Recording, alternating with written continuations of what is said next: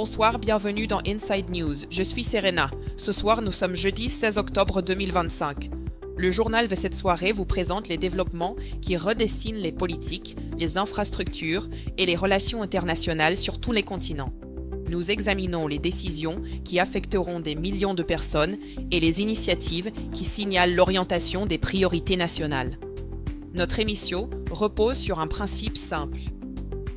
Chaque information compte. Chaque décision porte du poids. Qu'elle domine les gros titres ou surgissent en marge, toutes méritent votre attention. Nous commençons par les principaux développements de cette soirée.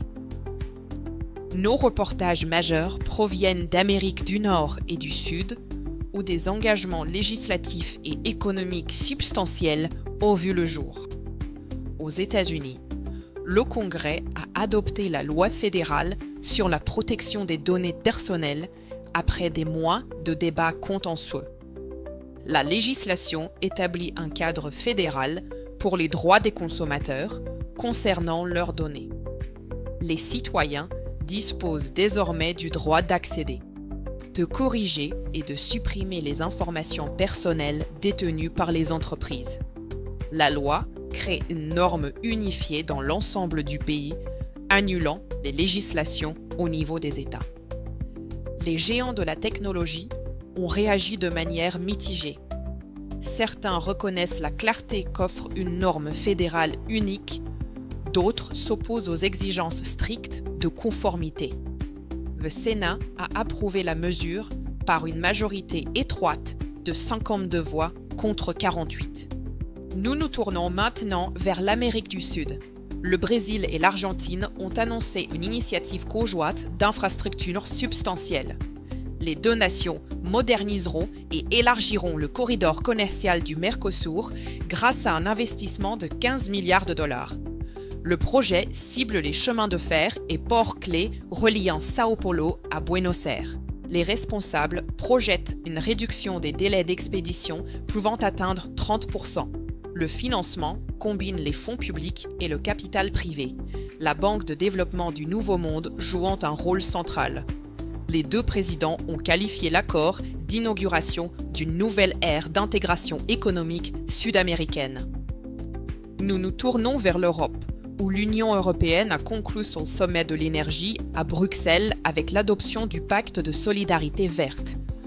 L'accord oblige les États membres à partager les réserves de gaz naturel en cas de pénurie d'urgence. Il établit des objectifs contraignants en matière de capacité de stockage d'énergie renouvelable. Les négociations ont rencontré une résistance notable de la Pologne et de la Hongrie, qui arguaient que leurs dispositions portent atteinte à la souveraineté nationale. Les diplomates ont trouvé un compromis en offrant un financement supplémentaire de l'Union pour les initiatives de transition énergétique. L'Allemagne et la France ont émergé comme architectes principaux de cet accord. Depuis l'Europe, nous examinons l'annonce du Royaume-Uni concernant l'expansion du rail haute vitesse. Le gouvernement a considérablement réduit la branche nord du projet HS2.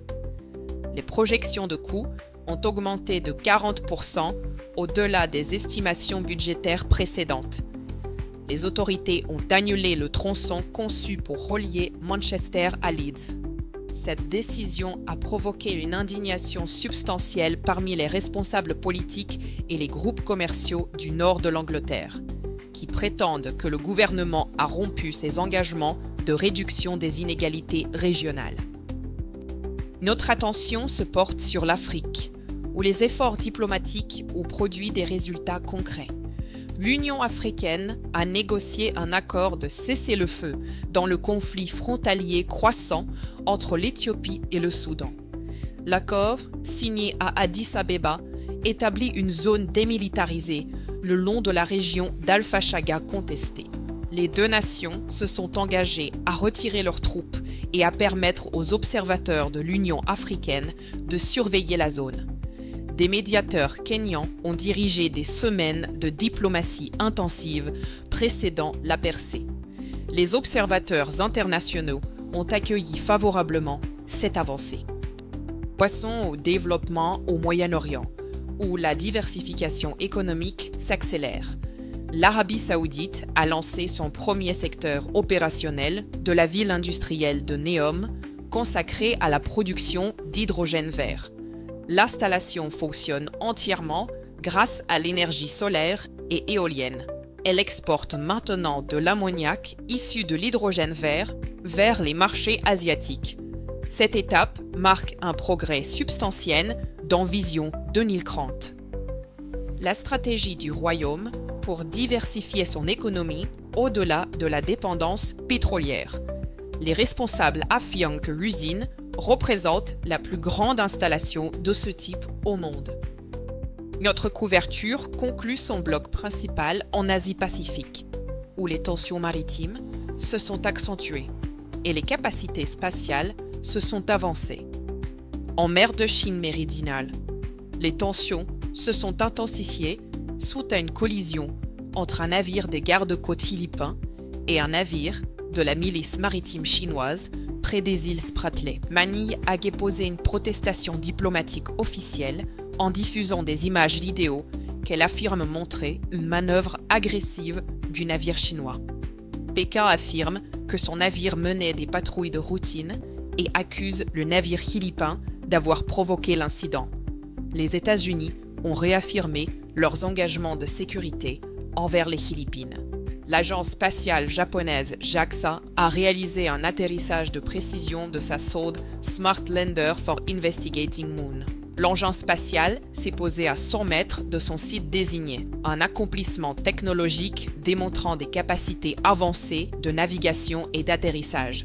L'objectif de la mission implique l'analyse de la composition des roches d'olivine près du site d'atterrissage. Les scientifiques estiment que cette analyse pourrait fournir des informations sur l'origine géologique de la Lune. Cela conclut notre couverture principale. Passons maintenant aux informations qui méritent votre attention. Nous nous tournons maintenant vers les informations qui reçoivent une couverture insuffisante, mais portent des conséquences significatives.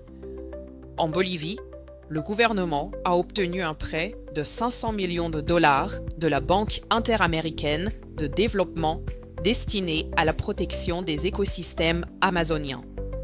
Le financement soutient la surveillance par satellite pour combattre la déforestation illégale et aide les communautés autochtones à développer des entreprises forestières durables.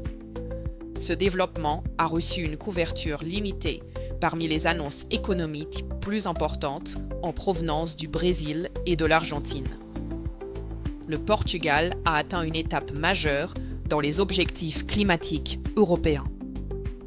La nation est devenue le premier pays de l'Union à compléter une transition nationale des flottes de transport public dans les grandes villes vers l'énergie électrique ou l'hydrogène. Le dernier autobus diesel a été retiré au cours d'une cérémonie à Lisbonne aujourd'hui. Cet accomplissement a généré une couverture médiatique internationale minimale malgré son importance pour les objectifs climatiques de l'Union. En se penchant sur les développements ignorés en Afrique, une start-up technologique ghanéenne nommée AgroShield a déployé un système de détection des maladies des cultures alimenté par l'intelligence artificielle. La plateforme sert maintenant plus de 50 000 petits exploitants agricoles. Le système fonctionne via une application téléphonique permettant aux agriculteurs d'identifier les menaces aux cultures de cacao et de manioc à un stade précoce. Les données préliminaires indiquent que les rendements ont augmenté d'environ 20%. Cette transformation agricole remodèle les économies locales tout en recevant une rare couverture médiatique mondiale. Également sous-rapportée au Moyen-Orient, la Jordanie a annoncé la découverte d'un vaste sol de mosaïques bien préservé d'époque romaine près de Jerash. Les archéologues estiment que la découverte pourrait figurer parmi les plus grandes et les plus complexes jamais localisées dans la région, dépeignant des scènes de mythologie et de vie quotidienne. La découverte n'a pas encore capté les grands titres médiatiques internationaux. Enfin, les développements dans la région Asie-Pacifique révèlent une finance environnementale innovante.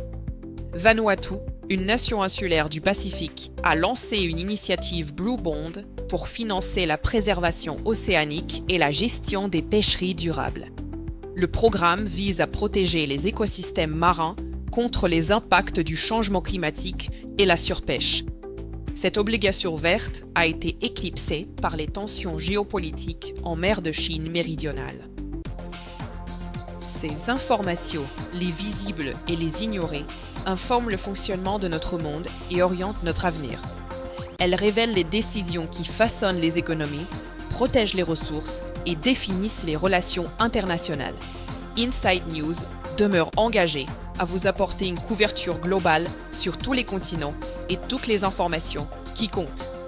Les informations que d'autres rapportent et les informations que d'autres oublient. Nous vous remercions de nous avoir rejoints ce soir. Nous vous souhaitons de survoyages. Bonsoir.